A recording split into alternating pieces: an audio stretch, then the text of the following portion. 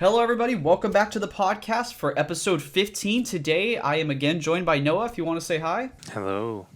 And today, we're going to be talking about Hunt the Truth. Now, this is like one of the podcasts I've been waiting for. I mean, this podcast puts a smile on my face, man, because if you have ever listened to the Hunt the Truth audio series, because I know a lot of people don't even know what it is or never even knew that it existed. But if you have listened to it and you have ever looked into any sort of extended media for Halo lore, this is one of those golden gems that you find and you don't ever forget about it. I mean, it really is just that amazing. So to start this off, I really want to say, guys, that there are going to be tons of spoilers ahead, and we are going to be talking about topics and points through this that pertain to all of Halo 5 into the future, as well as spoiling pretty much all of Hunt the Truth. I mean, we're going to dissect it and go through it extensively in this podcast. So if you guys are interested in listening to that, which we both highly recommend that you do, because, I mean, as we go into it here, you'll see how passionate we are about how good this piece of Halo media was. And we want you guys to experience that too, maybe with fresh ears, we should say, instead of fresh eyes, but fresh ears, so that there's no kind of bias that are coming at you from us and whatnot. So starting off with just giving you guys that warning, please take a look into it. If you decide you like it, finish up with it and then just come back on over to the podcast. We really appreciate to see what your guys' thoughts are and whatnot on that. So getting right into it, what was Hunt the Truth and how did it pertain to Halo 5 is kind of the first question. If you guys aren't going to go listen to it or haven't already, how did it roll into Halo 5? And to answer that question, there's a lot that we don't know about Halo 5. I mean, Noah, you and I have sat and talked about this a lot, where between development, between marketing and whatnot, I mean, even with the Master Chief Collection stuff, when they teased it, I mean, it was all over the place. We had no idea what it was, but the original idea for Hunt the Truth was that the Master Chief, we knew, was going to somehow turncoat or turn traitor in some form or another. At least that's what the marketing campaign had many people feeling like, especially with both the visual trailers that you were on actually television and whatnot, and between the trailers that were released like on YouTube and then things like that, or even the Halo 2 Anniversary sneak peek trailer at the beginning of that game. So the Master Chief was supposed to pretty much turn traitor, and we knew that Agent Locke was supposed to hunt him down. But this story was supposed to cover kind of a different angle, I should say, of how that happened or what was going on there. And it was totally fresh and open, I would say, really similar to how a novel in the Halo universe would be written. But this one was all audio, and you could actually listen to this via weekly series on SoundCloud is where it originally was, and it's still there if you guys are interested in listening. You can listen to the entire podcast. I think they have like a super cut, and then they also have like the season cuts. So I mean, it's all there, and I mean, it's amazing. Noah, if you just wanted to talk about like just some of the great things about it before we go too far into it, before I start summarizing what it was. Yeah, so I think when you're talking about some of the great things about it, since this is an audio series, it's carried heavily by its cast, and this cast is just filled with phenomenal talent. And I think just starting off, our main protagonist, Benjamin Duro, he's voiced by Keegan-Michael Key, who you probably know from Key and Peele. And, that's a more comedic role, and it's just focused heavily on comedy. But here we see him in just a very serious role in which you're following the mind of this character, and you get so immersed, you get so attached to this person. I think that's mainly due to the fact that Keegan-Michael Key actually gives us such a brilliant performance as Ben Giro. And what do you think like your favorite moments with Ben were? My personal favorite moment with Ben is actually going to be, I think it's season 1, episode 6 or 7, when they talk about the leak. And the leak is something within it, which I'll explain when I give my summary here, but it's something that Benjamin Giro, that gets him in trouble with Oni. And, I mean, in the Halo universe, the last thing you want is Oni on your ass, like, hunting you down, because you know how scary the boogeyman, like, of Oni can be. And when Ben is in his hideout, and, he's just hiding underneath a floorboard in his safe house, and there's the wind, and there's the noises, and his breathing and everything, I mean, just his absolutely amazing ability, his ability to capture that moment and then convey it so it was so believable for us. Like, we really were there listening to him like he was actually recording these, journal entries on his compad there with him. And I know that you also have a, extremely, intense moment that you really liked from him as well. Yeah, for me, the part that really memorable was in season two, whenever Pharaoh comes to visit Ben and he's in the Oni Midnight facility. Whenever he has that moment where he realizes that Pharaoh wasn't what he thought and that he was stabbed in the back, essentially. And then he sort of just has that mental breakdown, and you can see him break, and you can hear and feel the pain in his voice and just the way he's suffering through this, and he's losing his mind in a sense. And I just thought that was delivered so well, and it was such an emotional moment too, because you'd grown to love this character in a way because you were following his thought process, his mind, everything he was doing in season one, and then to see him broken and just left in the state that he's in season two was just pretty heartbreaking in my opinion.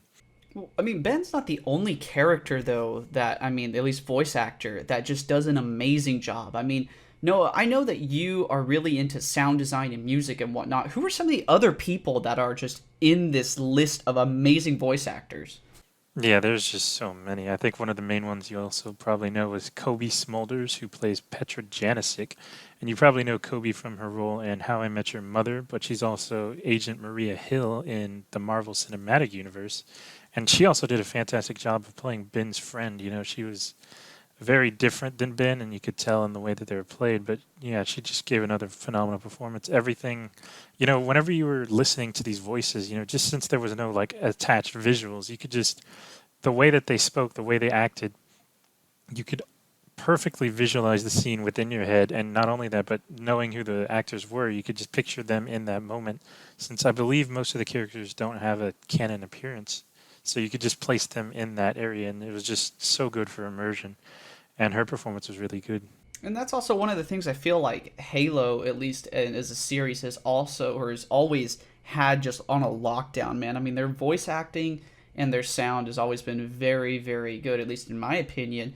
Obviously, that's changed through different developers and whatnot, but even in Halo 4 and Halo 5, I mean, we still have Steve Downs, we still have Jen Taylor, man. I mean, those are and Keith David. Those are just amazing people, and Halo and the development teams for Halo have always just had that down. And one of the other people that I wanted to mention too that's on that list is Mark Hamill, who's the cultist leader.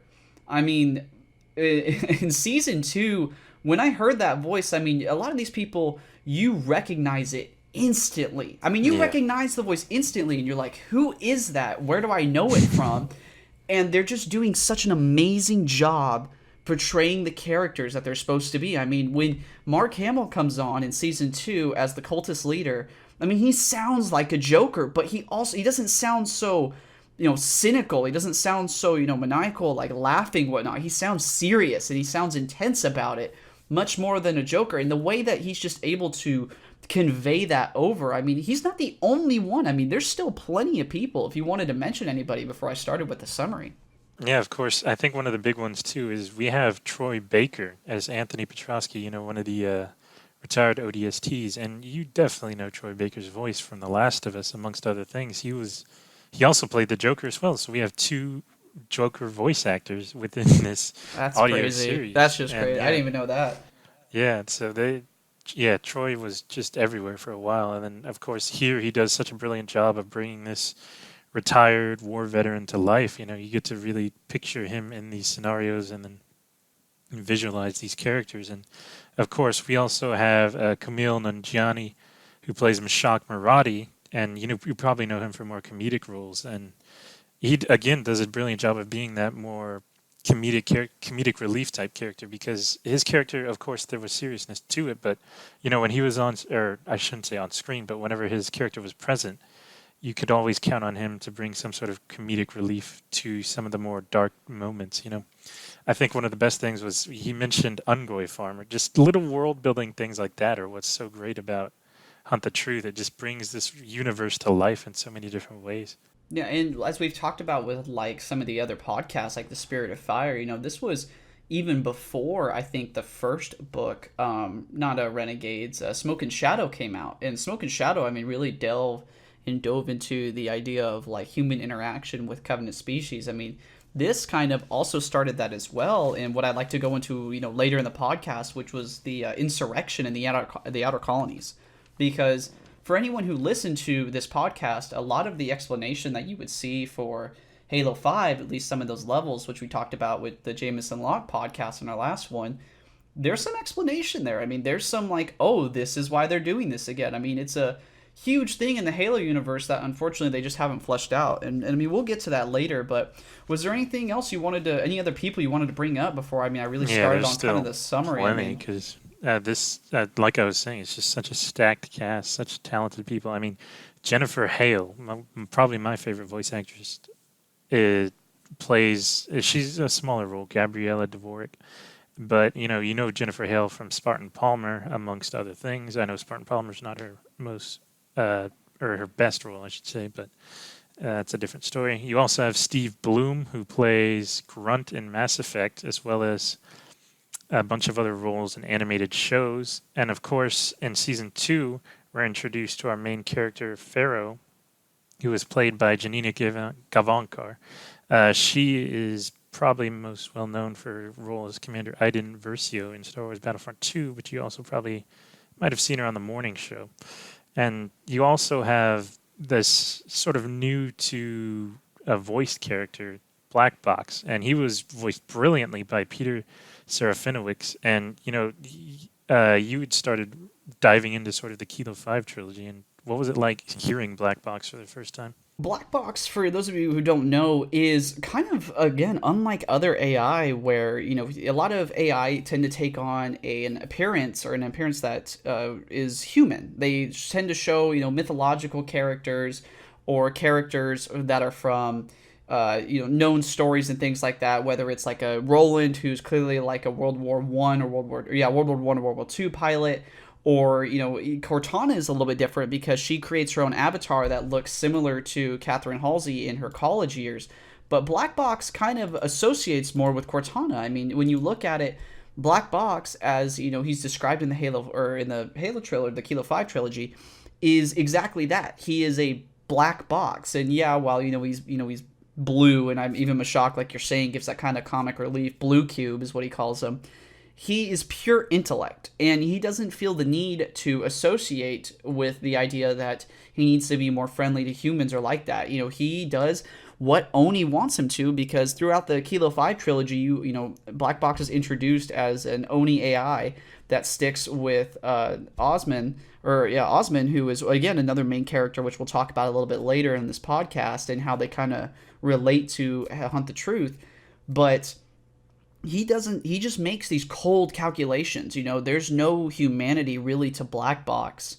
And even in the Hunt the Truth series in season 2, he makes some moves that are calculated in kind of tricking some of the characters that we're with, and, kind of having them do what he thinks is best and tricking them to do that just with known quantities, and, having the ability to do extremely complex algorithms that are going to result in what he wants. And that's going to be kind of also something that we talk about with Oni and the Midnight Facility, where, we saw Benjamin Giraud in your favorite scenes. So, it's absolutely crazy. But one of the other people I actually wanted to talk about too was Steve Bloom, who was Jacob Walker.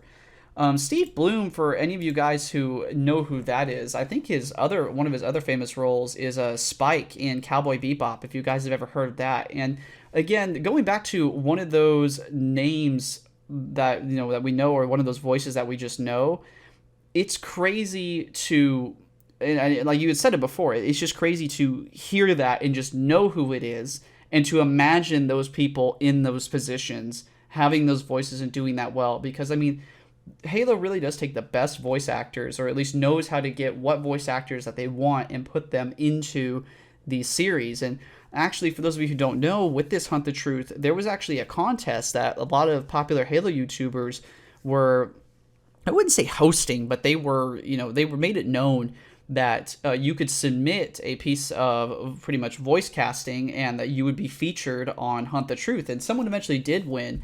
And I believe that they came in at around season 1, episode 6, and they were just featured on it just for a moment. But I thought that was really cool that Halo even incorporated, or that 343 incorporated, even some of the fans into Hunt the Truth. That was absolutely amazing. Was there anyone else? Yeah, so a couple more quick ones. We, of course, had Rosa Salazar in season 2 as Bostwick, and you probably know Rosa from playing the main role in Alita Battle Angel. And then we also had Alan Tudyk as Noah Ryback in season 2, and you definitely know Alan from playing K2SO, and not only that, but he is also another beloved character, Mickey, in Halo 3 ODST. He also plays a few Marines in Halo 3. And then, last but not least, we have the power couple of Laura Bailey and Travis Willingham, and you definitely know their voices from Halo. Laura plays Olympia Vale in Halo 5. She's also well known as Kate in Gears of War. And Travis Willingham, he's just about everywhere. You know him as Fred, and also, a little lesser known, he's actually Jewel Mdama. Wow, so that's crazy. That's the podcast we're going to be doing next week. So it's nice to know that we're even kind of covering him a little bit now, which is really nice. But kind of then going from the stacked cast, I mean, what more than do you need other than to write an amazing story? And if Halo, again, like I said before, extended media and extended lore has taught us anything, it's that people are still very capable, and like there's still much material that can be used for writing a great story within the Halo universe. And that's really what I feel like Hunt the Truth was. I mean, it dove into some of the things that a lot of the books and novels have been kind of hinting at, but unfortunately just haven't really been able to see the terrible side of. I feel like, yeah, at least when this came out, of how bad Oni really is and what things can really happen. So kind of starting off and explaining, giving, the shortest summary I think I can of Hunt the Truth. We start off with the character Benjamin Giroux, who actually isn't the first time we've seen this character. However, we don't know it is him. Benjamin Giroux was actually featured in a Halo graphic novel story called Second Sunrise over New Mombasa. And although he remains unidentified in the comic, he was later, reintroduced as part of Hunt the Truth in the promotional campaign for obviously Halo 5 Guardians. And his name is actually a homage to the illustrator of Second Sunrise who passed away. And so it was nice that, they gave kind of a tribute to him and a kind of send-off so that he could carry on through the Hunt the Truth series. But Benjamin Giroux is a journalist who ends up scoring pretty much one of the best journalism jobs that I think that you would be able to get within the Halo universe, which is covering the story of the Master Chief. And Benjamin Giroux was actually there on the day of the Battle of New Mombasa. And for those of you who don't know what that day is, it is actually the day that we see in Halo 2 after Chief blows up the Covenant supercarrier with a bomb. And during that day, the picture that we see on the front of Halo 2, the iconic photo of Chief holding dual SMGs and whatnot with, a couple of Covenant ships and whatnot behind him in the city of New Mombasa, was actually taken by Benjamin Giroux on that day. Funny enough, if you go and you look at that photo again, that photo that we see on the cover of Halo 2 is said to be highly edited by Benjamin Giroux for the kind of propaganda for the Master Chief and whatnot. There's actually things like a dead Marine right next to him laying, kind of just on the stone. There are multiple Covenant ships, more of them coming in as usual. There's a lot of editing and whatnot that I find to be just absolutely crazy in how well they were able to integrate this story into past media that had already come out. And so Benjamin Giroux takes this story, and the first episode we're given is known as the Hairline Fracture. And in this episode, we're introduced to, again, the amazing cast of a boxing coach who was on the planet that Master Chief was born on, and tells about, things about Master Chief, his childhood and whatnot. But by the end of the episode, we're introduced to a character called Ellie, who is John's childhood friend. For those of you who don't know or have ever seen the trailers for Halo 3 when it was coming out, Ellie is actually the character or the girl that we see in the trailer where it's a very iconic one. It was one of the Believe trailers for... I think it was called Starry Night. Yeah, it was Starry Night is what it was. And she's sitting there laying down next to him. That is actually the same character, and that is John laying down there next to her. And they talk about that in Hunt the Truth, which again is just an amazing way to just weave new media with old media and make it work really well. But what ends up catching Benjamin Giroux's eye and the problem that he starts having is that on a what they call a census, with after the Human Covenant War, at least with the planets and whatnot, there is a record that shows John as D. Now it does not say dead or deceased; it just shows the letter D by his name, and it's in 2517, which would be right around when John on the planet Eridanos 2 was 6 years old. This is obviously, as we know, when he was abducted for the Spartan program. However, this is what starts Benjamin Giroux' journey of finding out what happens and what really was going on with the Spartans and how they were really made. Because in the Halo universe, while the Spartan 2s existed as early as 25, I think it was 23 or so, they were not publicly introduced. They were very, very hush hush and were very top secret. So, as we continue to go into it, obviously Benjamin Giroux coming up with these, kind of hiccups in outside sources that aren't matching up with these sources that Oni themselves have provided him. He calls the person named Michael Sullivan, who is pretty much in charge of this story for him. And while he waits a long time or whatnot, Michael Sullivan finally, gets in touch with Benjamin Giroux, and he pretty much gives him the excuse that glassed planets have bad records. And this is a very viable excuse within the Halo universe. In fact, this isn't the only place that it is mentioned in the Halo universe, where when a Covenant uses their excavation beams from their carriers to glass a planet, pretty much all records are gone. And as we know and have talked about before, the UEG, or United Earth governments, that focus solely around Earth, be it obviously in the name, kind of desert the outer colonies during the Human Covenant War. And so these records and these people are gone.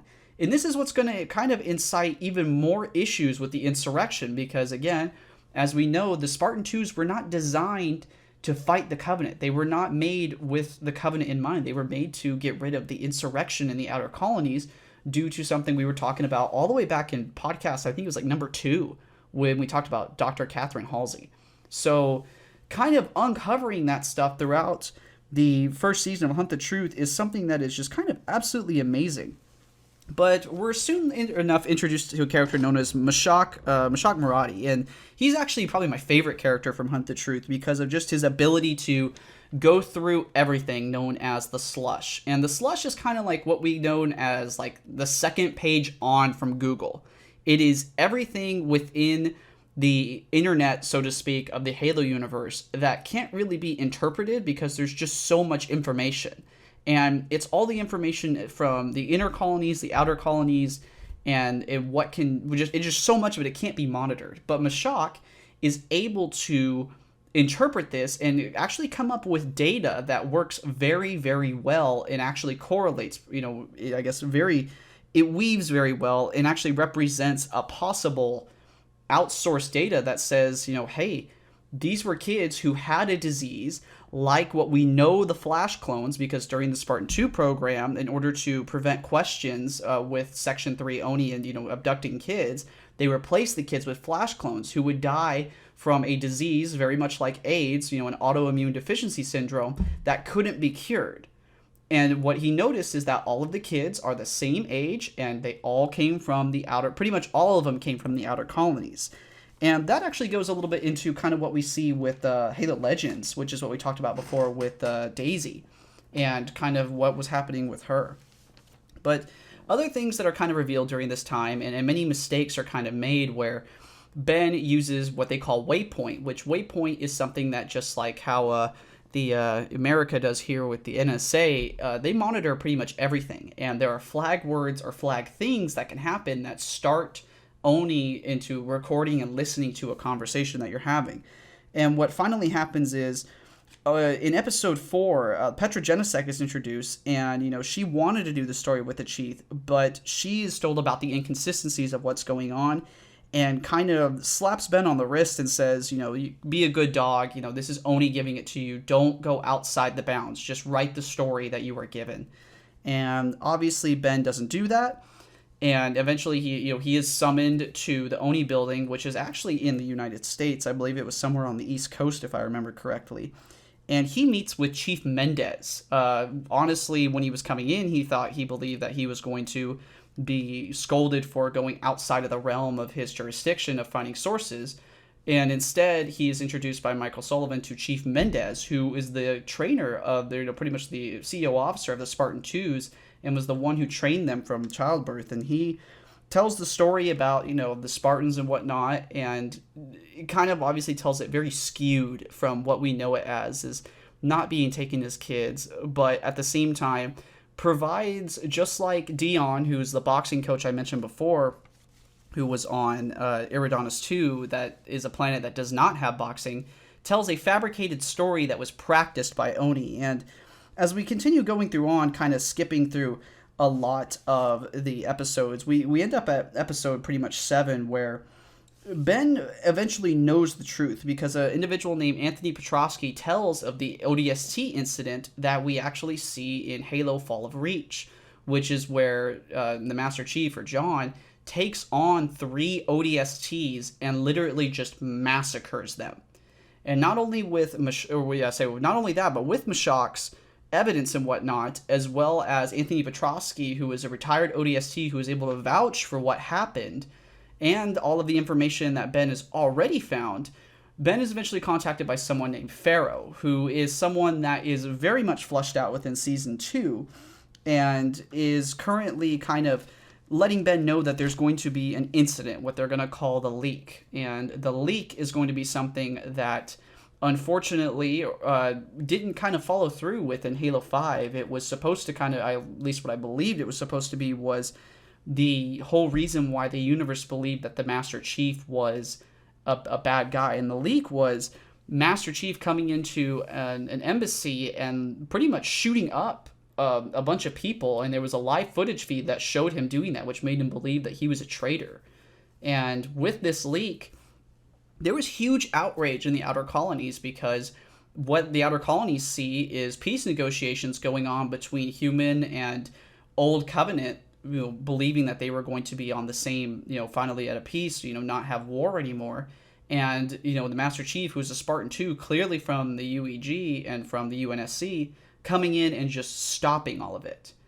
And what eventually happens is there is another, leak that is revealed, but only to Ben. And it shows that the people that Master Chief was, killing at the time were actually a secret insurrectionist group who didn't want to have peace with any of the Covenant species, known as Sapient Sunrise.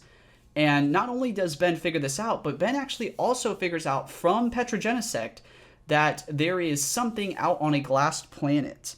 And on this glassed planet, if I can remember the name here in a moment, Ben finds a server. And in this server, there is pretty much all of the information that you would see there that Oni wouldn't want anyone to see, that tells about the Spartan 2s, that tells about a number of things that's gone on within the Halo universe.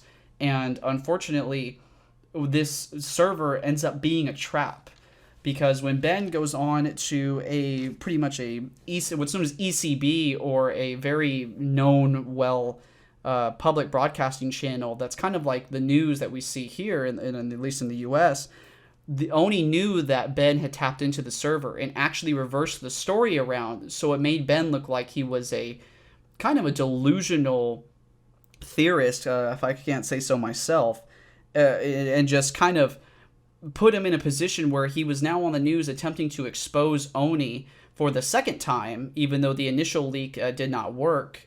And now he pretty much was taken in and there. And the last that we hear from a lot of his friends and whatnot is that they're alive, but they're gone. And at the end of Season 1, we go into pretty much an unknown area where we believe that Petrogenesect is going to actually pick up the story. And unfortunately, that's not actually what happens. We go into Season 2, and the first thing that pretty much happens in Season 2 is that Petra is actually abducted by an Oni acquisitions team on a freighter while trying to expose Oni still for the same thing as Benjamin Giraud was about the Master Chief. And it actually turns over to a character named Pharaoh. And if you wanted to provide just a quick summary before I go into kind of the Season 2 summary about Pharaoh, Noah. Yeah, and so I think a little bit before we get too far into Season 2, did you want to talk about kind of general thoughts on Season 1, sort of some of the plot points? Yeah, that's definitely something. I've been talking for a while now, so why don't you take the floor with that one? I think one of the other things that was pretty interesting, expanding on previous media, was the mentions of some of the Spartans' encounters with their Flash clones, because that was actually brought up as well. I forgot what and that's why I wrote down Daisy from Daisy. Season 2, was that, that's one of the pieces of evidence that Mashak finds. Yeah, I loved seeing that from a different perspective. And then I loved when Ben kind of puts that picture together in his head, and he thinks about, that these Spartans are actually just coming back to their home as essentially the invaders, and they're fighting potentially what could have been their family or their old friends or old loved ones. And I thought that was really powerful imagery that really shows, how twisted the whole Spartan program was. Just because, from our perspective as players in the games, we're just given the fact that Chief is a savior, but having that extra knowledge on the actual backstory of these child soldiers, it was just really interesting to see that unravel throughout season one. And not only that, but Benjamin Giroux, while on ECB, the public broadcasting channel, he actually says that he now knows how much of a hero Master Chief really is. Like, he knows what they really had to go through in order to become Spartans, and who they are, and the fact that Chief not only did all of that, but by the end of the Human Covenant War, pretty much saved everybody. I mean, that's just an amazing fact to consider, that now not only do the Spartans know any of the characters that we read kind of in the extended media, like Dr. Halsey or Chief Mendez and whatnot, but a civilian knows what happened. And I mean, just the amount of respect that Ben has for Chief is now kind of, you would say, equivalent. Now we can identify with Benjamin Giroux on a level that we couldn't identify with, really, with any of the Oni scientists, or from Section 3, or even Chief Mendez, who trained the Spartans, because we are introduced to them just like how Benjamin Giroux is. We learn about the backstory through the little cracks and hairline fractures initially of the books and extended media. So I find that to just be something that's absolutely just insane to think that, like you're saying, to see it from a different angle is something that hadn't really been considered before. And it was a nice way to kind of provide some backstory and evidence, a very short summary backstory for new people who hadn't been into the Halo universe yet and didn't know that kind of stuff. I think that's one of the other good things about Hunt the Truth in general, is it's very accessible, even without knowing all of this stuff. And it's presented in such a way that makes you interested in learning more about the rest of the universe too. Because it doesn't answer every question, and it leaves you to want to, hunt the truth in a sense, and just read about more of this stuff and go in and take a more deeper dive into the expanded universe. And I think one of the other things that was interesting that season one did was actually giving us that description of a glass planet, because we'd never actually set foot on a glass planet until Halo 5, I believe. And so seeing that or hearing that description, having that come to life, just because we always would hear descriptions of it, or we would see it happening with Halo 2, Halo 3 ODST, and Halo Reach, but we never really got to see the aftermath fully. And so getting that description of a glass planet, being able to visualize it, and I think the moment where the storm rolls in kind of felt like something straight out of Interstellar. It was a crazy moment in which this insane sort of windstorm picked up, and Ben had to just rush his way into the Oni facility. It was just an exciting moment, and it was just part of why How the Truth was so good, because it had so much variety, from just fast-paced things like that to just mysterious unravelings and interviews that felt real. These interviews felt so real. These people felt so real, in a sense. And then, of course, you had your comedic relief, like we've been talking about. So there's just so much there with season one, especially. In season one, I mean, it lasts about 3 hours. So, I mean, this is something you could sit down and do in a day. And I mean, like you're saying, the realness of these people. I mean, even Benjamin Giroux, and as we talk a little bit more about Oni and Midnight Facility, which will be introduced here in season two, he says that those people felt so real. I mean, even for a little bit, the cast, as we know before, what makes this so great is the lineup of people who were doing these voices were able to portray the characters so well that even we feel like that some of them might be telling the truth, that there might be some truth to their lies. And that's the point of Hunt the Truth, is, like you're saying, decipher what's real, figure out what's real, what's not. Even for individuals like us who had a lot of experience with extended Halo media, it was still kind of hard to tell who was telling the truth, who's really on their side, who's doing what, who's an agent, and who's telling lies, who is being manipulated by Oni. I mean, as we know, there, like the boxer, who's kind of the most famous one initially to start with, had died years before, and it ended up being some person that had been practicing the lines and feeding it to Benjamin Giroux. And so I find that crazy, and it's definitely why one of the points I wanted to bring up here was talking about Oni and kind of how deep and dark they are and how bad they are. But to kind of then start that conversation off, let's roll into season two with Pharaoh. I mean, Pharaoh is the person who is believed to be, at least in season one, on Benjamin Giroud's side. And in a sense, throughout season two, she is. By the end of it, she really does kind of turn it around. But Pharaoh is an insurrectionist leader who is actually an Oni agent who is out there attempting to settle peace in the outer colonies, but without violence. With being able to have the UEG, who again is a government that's focused around Earth and the inner colonies. As you expand farther out, it potentially gets worse. Communicate and be able to rebuttal things that they don't like and be able to express things without there being a need for violence, without there being a repeat of what was going to happen, or at least what they believed was going to happen prior to the Human Covenant War. So that's something crazy to consider, that even Oni, while they are a kind of bad guy, wanted to do the right thing, but wasn't really able to because Maya, who ends up being the real identity of Pharaoh, is abducted pretty much right at the beginning of season two and is sent on an entirely different mission. And what we find out is that when or at least when Maya is about to be briefed on her new mission, Maya's taken to a place known as the Midnight Facility. And now this facility, Noah, if you kind of just want to talk again then about the facility and who we saw there and what the experience was like, because I'm pretty sure that this is like your favorite part of the Hunt the Truth series. Yeah, so this was a really good look at an Oni secret base, essentially, and it was actually a prison, and it was, I believe Pharaoh mentions that this is a place where Oni sends people to disappear. You're not going to hear from these people anymore. They're problems, and of course we see Ben is eventually there, and I believe this facility was actually located within, was it an asteroid? Yeah, so similar to like Argent Moon that we see in Halo 5, except this is actually within an asteroid and is more similar to, if you've ever read the book of the Cole Protocol, where the rubble was entirely made out of asteroids and connecting tubes. This was just a singular asteroid, and you wouldn't even be able to detect it even if you went by it. I mean, that's how secret this facility was. It was crazy. And I believe she also mentions that it has enough firepower to destroy an entire Covenant fleet, which is ridiculous in a way. Just because we all know how powerful the Covenant fleet was, but this is, of course, post-war, so Oni's had a lot of time to develop.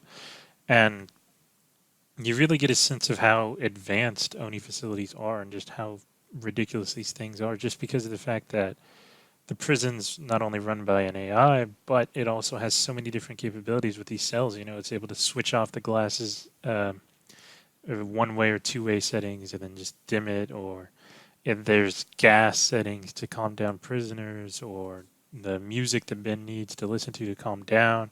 There's so many different psychological tests going on to make sure that Ben doesn't hurt himself anymore.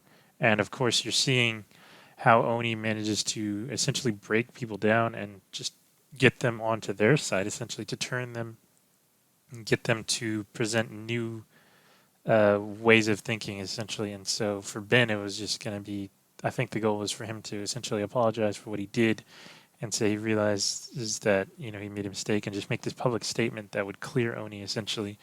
And, for the people that don't look into it too much, it would be a reassurance. But, of course, it would take a lot more convincing for things like the outer colonies. And so, yeah, Midnight Facility gave you a really good look at Oni's operating procedures, what they have, their technology, and just the fact that there's so much out there that we probably don't even know about. This facility was so secret, you would have never known, like you said. So how many other facilities are out there? It gets you really thinking about Oni's capabilities and why they're so scary as the big bad guys. In that, like you're saying, we see Benjamin Giroud do an entire 180, and Pharaoh, or Maya at the time, sees that, and I mean, she knows that she condemned him. And not only him, but she actually mentions two other agents that were in season one who she had the quote unquote authority to kill, but she actually looked them up, and one of them was 27 and had a a 3-year-old daughter, and another one was like graduating right behind her in her class. I mean, for Oni to give you the authority to do that, I mean, it's just absolutely insane. To take other human lives that are part of your own, I guess, you're part of your own organization, just so that you keep your cover, and to know that they weren't even going to kill Ben, that they were just going to take him in. I mean, it's just absolutely crazy that like what Oni is capable of, and we'll dive more into that here after the end of season 2, because season 2 by the end of it presents a lot of questionable things about Oni in itself as well. And After the Midnight Facility, or at least during the Midnight Facility at the end of it, uh, Maya, or Pharaoh, actually meets with Michael Sullivan again, who was the person who gave Benjamin Giraud his journalist job, and explains that, Ben had every opportunity, every chance to turn back, but he wouldn't. And that, she even kind of fueled him to keep going and doing it, obviously with the leak and whatnot. But that turned sour, and what we know happened. And so she then is given a new assignment to meet with another individual out on another colony, and his name was Ari. And Ari was a good, close friend of hers, but more importantly, she's actually out meeting and investigating some sort of anomaly that is unknown. Now, we actually know what this anomaly is because in Halo 5 we see the Guardians, but during the time of Hunt the Truth, we had no idea what this was or what it was doing. All we knew that it was huge gravitational disturbances that were pretty much, shutting down all electronics in the area. And at this time, Pharaoh is given a AI, which is black box at the time, and they are sent out to pretty much go and figure out what this anomaly and this issue is. What ends up happening is, Maya, or Pharaoh, ends up at a planet with an individual named Ilsa Zane. And for those of you who know who Ilsa Zane is, this was kind of a odd place to meet her, because Ilsa Zane is a human insurrectionist leader with an organization known as the New Colonial Alliance. And they led an attack on the UNSC Infinity, which is actually in kind of go on into detail in Halo Initiation, which is a pretty much a depiction of Sarah Palmer and her transition from an ODST into a Spartan, and the attack on the Infinity and whatnot. And that's actually a comic book by Dark Horse Comics, who also did Halo Escalation. So Maya meets Ari there, who is also a very good friend of hers and another agent, and they also meet Ilsa Zane. And Ilsa Zane is pretty much goes against everything that Maya or Pharaoh was trying to do with having peaceful relations with the inner colonies and trying to get what they wanted through a peaceful way, and actually kills her friend Ari right there on the spot. And Ari, at least the voice actor for him, is also the same voice actor that we have at the beginning of Halo 4, who is the person interrogating Dr. Halsey. Which, while they're... Another fun fact about Ari, actually, about his voice actor. Mm-hmm. He was actually the one that gave the motion capture performance for Master Chief in Halo 4. Wow, so yeah, all the same guy. Yep. So that guy, I mean, the real life voice actor for him does a lot. And while unfortunately we can't draw any lines between them for theories or anything, Ari is killed there by Ilsa Zane, and we actually run into one of Pharaoh's followers there as well. If I can remember her name here in a moment, I can't believe it. Yeah, Boswick. Yeah, so we run into Boswick as well, who was a follower that witnessed Pharaoh being pretty much not captured, but pretty much escorted out of a speech that she was giving by Oni, and pretty much kind of blew her cover and whatnot as Pharaoh, and couldn't return. So at that moment in time, Oni had decided and had let Black Box know that they were going to have an airstrike in order to kill Ilsa Zane, whether or not Pharaoh and Ari ever got out of there, and so or Boswick or anyone. So with all human casualties included, they determined that it would be better to do that. And again, it's just kind of another testament to Oni and the shady things that they do. And so that area is bombed. However, they are able to escape the planet, but they're captured by a rogue salvage ship that is led by jackals. And there goes to a big depiction and whatnot there. But at the same time, Maya was also given a chip by Ari that had all the information on the gravitational anomalies and whatnot, and so she felt the need to find Mashak Murati, who was supposed to have been killed by her, which is, again, we start to see the kind of cracks in Pharaoh and whatnot. And so after picking him up and now being on the run from Oni herself with Black Box and now Boswick and Mashak, they're captured by the pirate ship of the Jackals, and eventually manage to get free. However, in discovering the final the next location of where a Guardian or where this new gravitational anomaly will appear, they re-enter the atmosphere and crash land with Black Box doing the landing, and that's where we meet a cultist faction. And the cultist faction, which we mentioned earlier, who was led by the voice actor Mark Hamill, who does, again, an absolutely amazing job of the cultist leader, is kind of enthralled by the idea of, this Guardian coming out. And, they even learned from a Sangheili on the pirate ship that, you know, there's something going on that is unknown, that it's some sort of ancient force that's coming through, and you know the cultist leader is being weird. And so while they are there, the anomaly starts and gravitational things start going everywhere, and just like how we see in Halo 5, the, you know, electronics and everything starts shutting down. And what eventually happens is, in a last ditch attempt, Pharaoh believes that she can head to a spaceport and pretty much send out an evacuation signal that was originally made for a Covenant glassing or a Covenant air bombardment, so that the city could escape from whatever was happening. Because in Halo 5, we actually know the damage that these Guardians can cause, which are, you know, in the probably in the millions easily, with how big of craters these things leave. And as we saw in Sinion with, you know, on St. Helios, as well as Meridian with, you know, Locke and whatnot there. So it is, you know, a huge devastation that can happen. And at this point, you know, Pharaoh, or Maya at this point, has completely gone rogue, you know, 100%, and is attempting to, instead of leave the planet and give the information to Oni where it can be buried and not cause mass panic, because, you know, the outer colonies don't know where these Guardians or where these anomalies are going to happen. She instead tries to warn them and is going to try to prevent them. Unfortunately, even though they get to the, you know, the spaceport, the radio there was not going to be effective in order to warn everyone. However, there is a ability to relay it from the ship, but Black Box, you know, again, as I mentioned before, tricks them into getting to the spaceport in order to evacuate, knowing that the radio wouldn't work. And at this moment in time, there is sort of a issue in confliction where Bostwick, who was originally a member of Pharaoh's, you know, I guess, group of having peaceful relations with the inner colonies, who now knows that Pharaoh is an Oni agent, decides that the best way for Pharaoh to finish is to give this last warning and for her to die, so that Bostwick can continue on. And the last thing we see with Season 2, and the last that we see of Hunt the Truth entirely, is Black Box's delve into Pharaoh or Maya's memory as she's being turned into an AI, as well as his report to Admiral Osman, who ends up being, you know, the next leader of Oni. So I find that to be, you know, extremely amazing, and just, again, a way to just tie into the Halo 5 and into the rest of the media is absolutely outstanding. And so from there, then, what were your thoughts on Season 2? I mean, I provide the shortest summary I can, but there's just so much in those little, even in those 3 hours that you listen to. I mean, it's absolutely insane.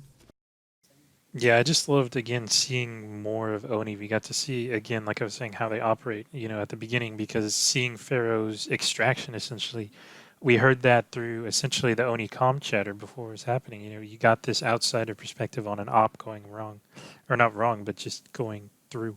And so we also got to see Oni as the big villain, because, again, while you're playing Halo in the main franchise games, you're just getting this perspective as humanity good, UNSC, all that stuff good, Covenant bad.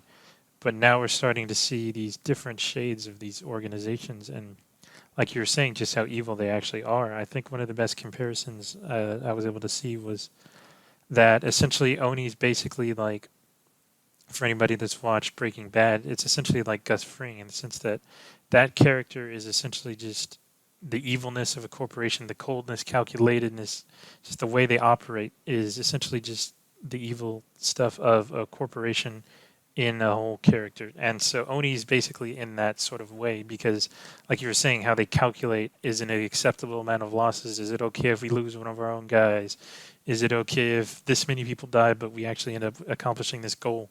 So it was really, really nice to see that different perspective. And again, I think as well, Michael Sullivan, that character, embodied that nature, that glass tower, I think Pharaoh calls it, just that perspective of an Oni agent. And so seeing that was, again, really well done. And then, of course, the grand reveal at the end that we actually were witnessing Pharaoh's memories while she's being transformed into this AI. That's another thing that's a big up in the air now that we know what happened with Halo 5, since could we see that Maya's AI return in the future, perhaps, now that could she be one of Cortana's created, or what? And the same thing for Black Box, because he's also an AI. So could we see him return in the future? And there's so many different questions that opens. That was a huge question I was going to talk to you about at the end of this. I mean, I have that written huge bold letters, you know, Black Box, one of the most logical thinking AIs that we know of. is he going to side with Cortana? I mean, that's a very logical way of thinking, but it totally disregards any sense of what we would know as like empathy or humanity. And to, would he do that? He seems like a very high candidate, and not only that, but he's pretty much the highest, I would say, ranking or regarded AI for Oni.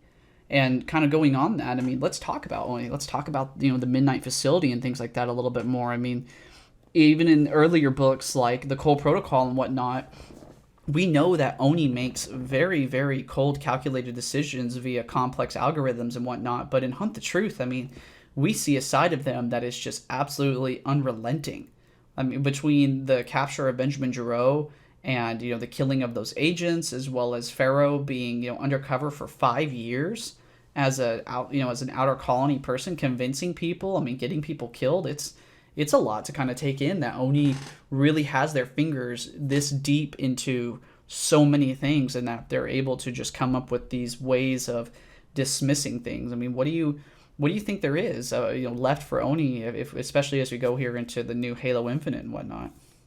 Yeah, I think the main thing was essentially when I was listening to Hunt the Truth, I thought Halo 5 would have more expansion on the whole outer colony, inner colony, and just UEG relationships. I thought that would have been one of the big core themes, essentially, because as we see throughout the series, there's a lot of different rising tensions. Things aren't going over well, and so having that relationship expanded upon would have been interesting. And I was thinking perhaps Halo 5 would be the one that would show us Oni as the bad guy even more in game, because we still haven't gotten that entirely.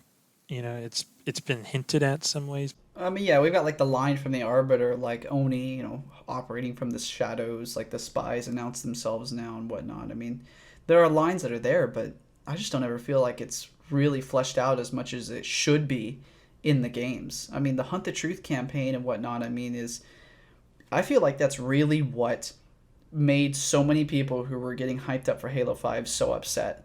Because whether it was the Hunt the Truth, the audio series now that we've covered and kind of summarized and whatnot, or even just the trailers and the cinematic trailers that we saw, where we see Chief at one point on the ground, with clearly a hole in his arm or a lock on the ground, but the same thing. I mean, it was a build up to a big confrontation and whatnot, and maybe now with this podcast, a lot of the viewers, if they haven't, or listeners, if they haven't seen some of these things, can go in and see it now and understand why Halo 5 was the way that it was and why we talk about the points that we do. I mean, it's crazy to think that there's not only Oni, but even the insurrection in the outer colonies. I mean, you read the books New Blood and Bad Blood, which are some of the most recent pieces, at least in timeline-wise, in the Halo universe. I mean, what do the outer colonies look like as of now? I mean, we covered Renegades and whatnot, but we know Bad Blood is the farthest. So what were the outer colonies looking like in that book? Yeah, so again, you see those tensions are still there. They were very hesitant to even accept any sort of UNSC UEG presence. But again, it was also hinted at that, similar to in the Covenant War, we might actually be seeing a sort of unification of humanity because of how big of a threat the created in Cortana present to the universe. So that'll be something that I would love to see play out, and I hope that they don't just kind of skim over those relationships. So I want to see where that goes with Infinite and see this sort of united humanity again, just because out of necessity, these two factions are going to have to come together or else they'll just face destruction. And we kind of, even in games like Halo Wars, like we see that there are kind of rebel factions. I mean, they're not in the campaign or whatnot, but in multiplayer, you see that they're definitely there.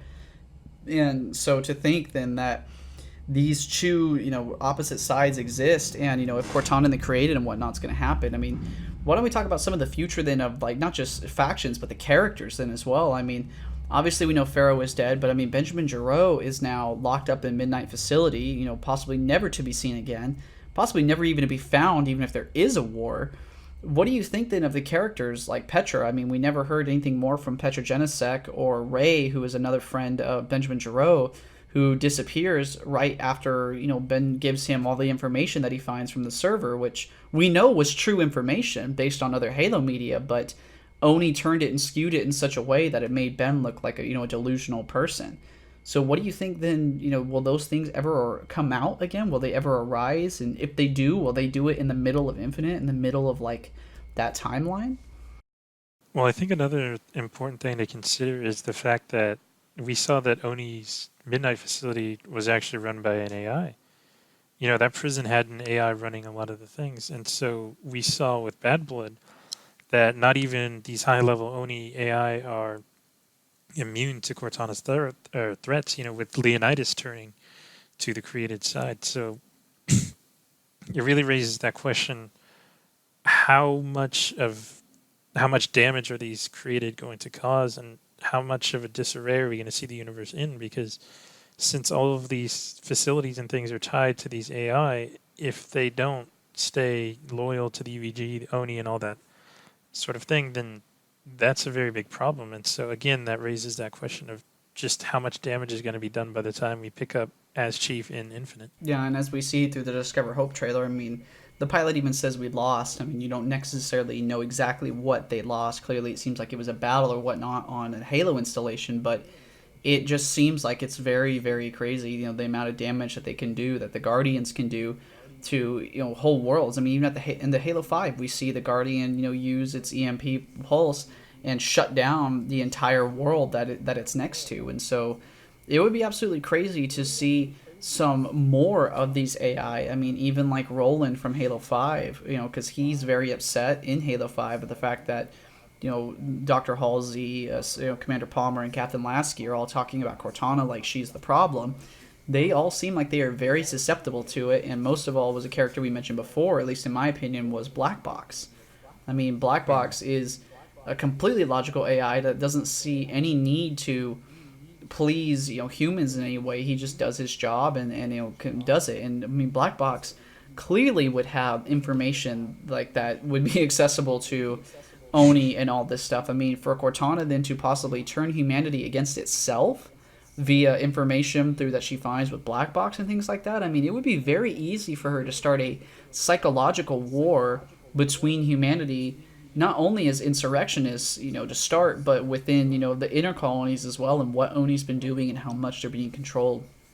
I think it's just absolutely, absolutely crazy and amazing what they can do with it now. And that, yes, there is still potential for the Halo story. It hasn't gone anywhere, and it still can be introduced to people via new methods like the Hunt the Truth podcast, where they're able to fill in intense amount of information like the Spartan Project and whatnot for newcomers. So I really like that idea. I really hope they go through with it. Was there anything else you wanted to talk about, man, before we wrapped up the podcast?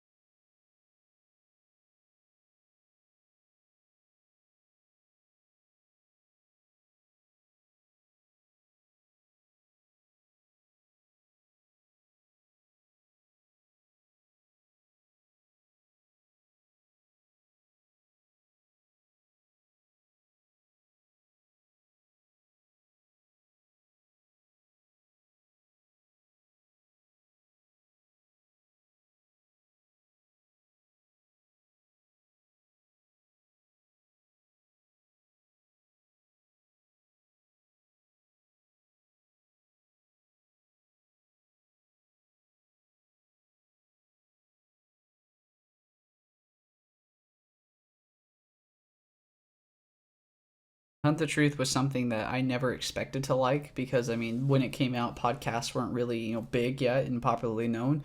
But I mean, I enjoyed that the first time, and I enjoyed it even more listening to it this time. And so it's just amazing to go back in and just see all the detail again. Know it from having listened to it once a while ago and getting freshened up on it, and just seeing how much time and effort they put into it. I mean, unfortunately, while I don't think they're going to have time to make a audio series prior to Halo Infinite. I think that had they done it, it would have been absolutely amazing. I mean, the Halo, as I said before, and the developers of Halo, whether it's Bungie or 343, just do an amazing job with sound, do an amazing job with voice actors, and this was a platform they were able to shine on. They were really able to show how good some of these guys are at doing what they're doing, and a mix now with the story, with the sound, and hopefully now the Slipspace engine, the visuals, and the ability to play the game. I mean, Infinite, I hope comes out and turns out to be a really good game. I'm really looking forward to it, and I really hope that they can take a page out of their old playbook and use this now. So, was there anything else, man, or we good to go? Yeah, I think the other thing to consider was, we were introduced to, I believe, what was it, the Triads, right? That cult. So could we possibly see even more cults growing out, and then just these sort of groups that essentially worship the Guardians, Because on Sanaa, we obviously saw that the Covenant was aware of Guardians. You could see those grunts chanting to Guardians at one of the rooms. And then, of course, now we are introduced to this new Triad group. So that could possibly be something that plays a role. Could we see more cult activity and just these groups that worship these Guardians instead? And so could we see humanity divided in that way and just other species as well? So that's another interesting question to consider with Infinite. And I hope that kind of then was also encapsulated by my comment earlier with Cortana being able to psychologically, turn humanity and maybe even other races against each other by, having the Guardians there and having, the Forerunner technology, what Oni's done to humanity. And, they have a very high standing place for a lot of races within the Halo universe, and might be why when we play Infinite, we might see factions that we didn't necessarily think we would see part of Cortana's created, and underneath her, underneath her care, underneath her blanket of of Guardians and Forerunner technology. So I find that to be absolutely amazing that there is, again, still a lot of potential in that those parts of the Halo universe are able to come out, because we even did see, like you're saying, that in Halo 5 in certain instances, in certain places, while not big, it'd be cool to see that expanded for sure. But I'm going to have to call it for this one, man. Thank you so much for coming on to the podcast. I hope you had a great time talking about this topic. I mean, this was the Hunt the Truth podcast that we've been kind of putting off for a little bit, but one that we definitely wanted to get some experience on before deciding to bring it on. So I hope you enjoyed coming on the podcast. If there's anything else you wanted to say before I closed it out.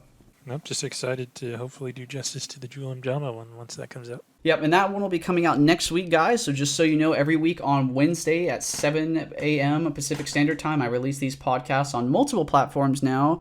YouTube, Spotify, Apple Podcasts, and a bunch more, actually. So feel free to come on in and listen to those on whatever platform you like to. Also, we have a Discord, of which I'll leave a link to in the description below. So feel free to come check that out, talk about Halo or anything else like that with us. We'll be more than happy to do that. And I will see you guys next time.